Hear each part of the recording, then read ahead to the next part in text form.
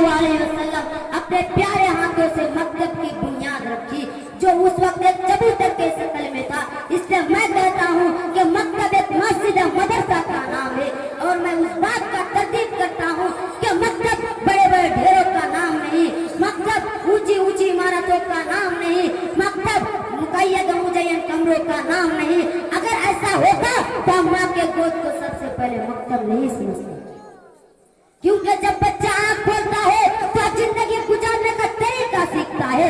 اگر ایسا ہوتا تو ہم دارالعلوم دیوبند جو کہ انار کے درخت کے نیچے سے شروع اس کو مکتب و مدرسہ نہیں کہہ سکتے, جس میں محمود استاد اور محمود نامے طالب علم کو تعلیم دے کر ہزاروں مکتب و مدارس کی بنیاد رکھی. تو آپ پوچھ سکتے ہیں کہ ان میں سے مکتب و مدرسہ کا نام نہیں تو کیا ہے؟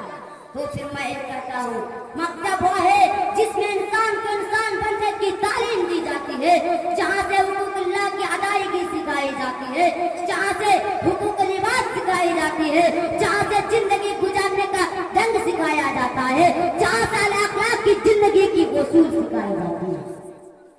حضرات گرامی, اگر یہ مقاصد ماں کی گود سے حاصل ہو تو وہ مکتب ہے, اور اگر یہ مقاصد اگر یہ مقاصد جنگل اور بیابا سے حاصل ہو تو وہ مکتب ہے, اور اگر یہ مقاصد اونچی اور بڑا عمارتوں سے حاصل نہ ہو تو مکتب نہیں ہے, بلکہ دکھایا پھر جھوٹ اور ریاکاری ہے, جھوٹ کی نمائش ہے.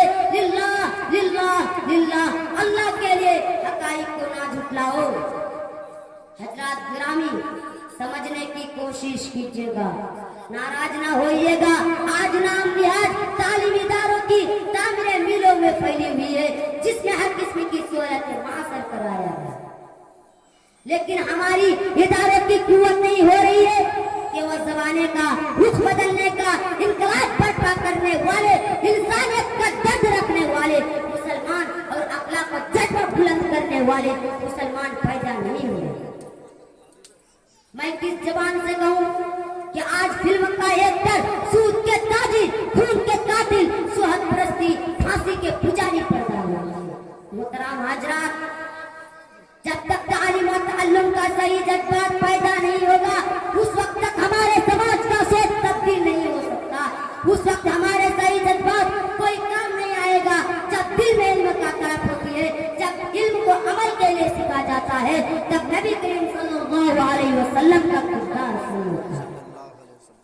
جب طالب علم اپنے آپ کو طالب علم سمجھتا ہے تو پھر سارے جذبات کے باوجود اسکول, کالج, یونیورسٹیاں, مدرسہ, مکتب بن جاتا ہے کہ ہوا کا رخ بدل دیتا ہے اور پوری دنیا انقلابات برپا ہوتا ہے. میں اس اپنے تقریر کو ختم کرتا ہوں. وما علینا الا البلاغ وعلیکم الحساب. السلام علیکم ورحمۃ اللہ وبرکاتہ.